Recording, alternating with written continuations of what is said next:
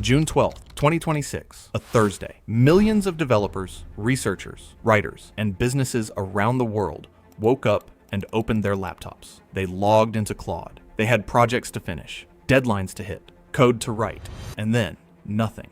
The most powerful AI ever released to the public had vanished overnight. No warning, no countdown, no explanation waiting in their inbox. Just a message on screen telling them access had been suspended. Not for one country, not for one group of users, for everyone, everywhere, all at once. Within hours, the AI world was in chaos. Developers posted screenshots, researchers flooded Twitter, tech journalists scrambled to find out what had just happened. And at the center of it all was a single company, a single AI model, and a decision made at the highest levels of the United States government. The model was called Claude Fable 5, and what happened to it in 72 hours tells us more about the future of AI than any benchmark, any product launch, or any TED Talk ever could. Because this wasn't a technical failure. This wasn't a PR disaster. This was a government stepping in and saying, this AI is too powerful to exist freely in the world. And if that doesn't make you stop and think, nothing will. Let's go back to the beginning. To understand why this matters, you need to understand what was actually shut down.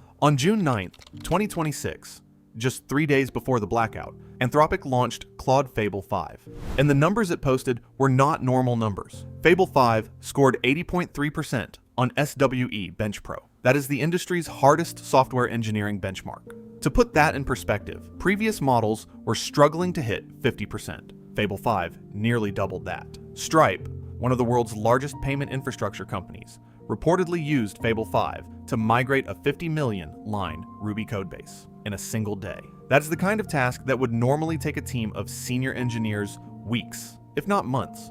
Anthropic said Fable 5 was built for advanced software engineering, complex reasoning, scientific research, and long-running autonomous tasks. It was, by almost every measure, the most capable AI system ever made available to the general public, and it was designed with safety built in.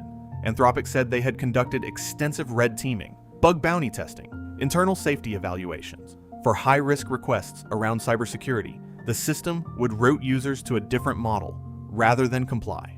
They had done the work. They had checked the boxes. They were confident.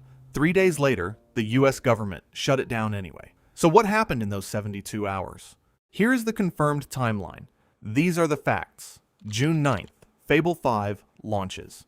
The AI world erupts with excitement. Developers start building. Researchers start testing. The early results are extraordinary. June 9th to 12th. During the first 3 days, reports emerge that security researchers have demonstrated that Fable 5 can be used to analyze code and identify vulnerabilities. Some outlets connected this to a well-known jailbreak researcher known online as Pliny the Liberator. Now, and this is important, there is no publicly released government document confirming that any specific jailbreak directly caused what happened next. What is confirmed is that Anthropic acknowledged the government became aware of a potential bypass technique. June 12th, 3 days after launch, Anthropic announces it has received a US government export control directive. The directive required suspension of access to both Fable 5 and its even more powerful sibling, Mythos 5, for foreign nationals worldwide. Here is the part that made the global AI community stop cold. Anthropic said it could not reliably verify citizenship in real time across its global user base, so they made the only call they felt they could make. They turned it off for everyone, not just foreign nationals. Everyone, every developer, every researcher, every business that had built something on top of these models, gone. Anthropic pushed back. They said the vulnerabilities demonstrated were minor. They said similar capabilities existed in other frontier AI systems. They said the evidence presented did not justify a global shutdown. The government disagreed, and in the United States in 2026, when the government says an AI system is a national security concern, it goes dark. This is where it gets complicated, and where you need to be careful about what you believe. The official story from the government side is thin. Anthropic confirmed it received only limited information regarding the national security concerns behind the directive. The government did not release a public document. There was no press conference. No named official stepped forward to explain the decision. What we know from Anthropic's own statement is this: officials believed they had become aware of a potential jailbreak or bypass technique involving Fable 5.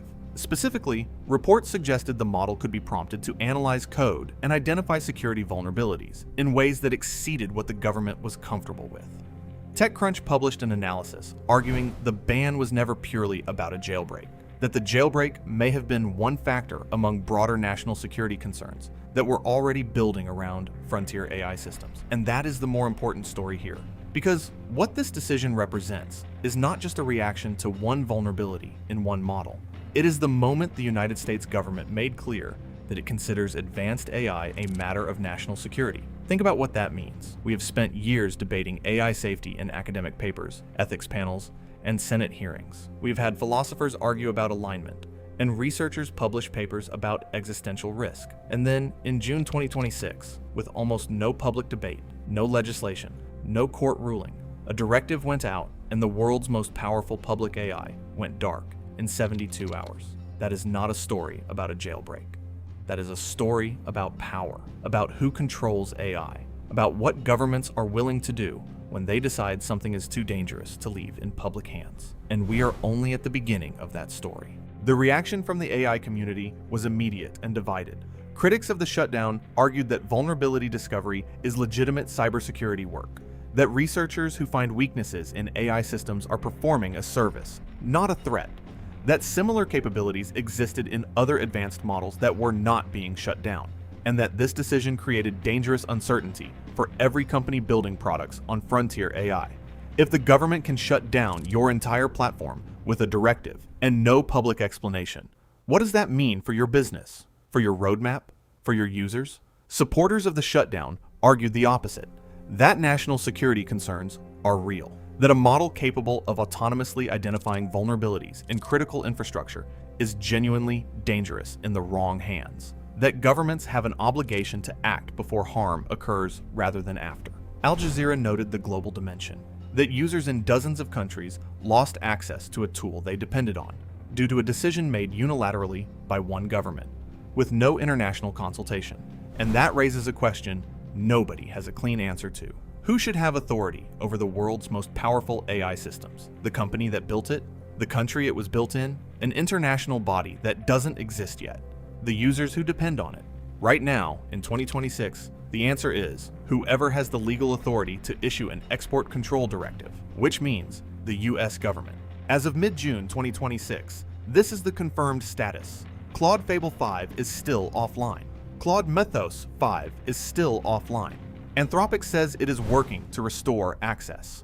No timeline has been announced, but the story does not end with the status of two AI models. What happened on June 12th is a preview of something much bigger, a pattern that will repeat, not just with Anthropic, but with every frontier AI lab that pushes the boundary of what these systems can do. The capabilities of AI are not going to slow down. The models released in the next 12 to 24 months will make Fable 5 look modest. And as those models become more capable, the gap between what they can do and what governments are comfortable allowing in public hands will widen. That means more decisions like this one, more shutdowns, more directives, more moments where the world wakes up and a tool that millions of people depended on is simply gone. And here is the uncomfortable truth at the center of all of this. We do not yet have the international frameworks to handle this well. We do not have agreed upon standards for what counts as too dangerous to release. We do not have a global body with the authority or the legitimacy to make these calls in a way the entire world accepts. Right now, the most powerful AI systems on Earth are subject to the laws and directives of the country they happen to be built in. That works until it doesn't. And when it stops working, when a model built in another country is shut down by another government for different reasons, the global AI ecosystem becomes a geopolitical battlefield. Joseph Weizenbaum built ELIZA in 1966 to show how simple machines could manipulate human emotion. What he could never have imagined is a world where a machine so powerful that governments shut it down with a classified directive, and the rest of the world just has to wait. We built something extraordinary. The question we are not answering fast enough is, who is responsible for it? If this video made you think, subscribe now. Every week, something shifts. Most people don't notice it.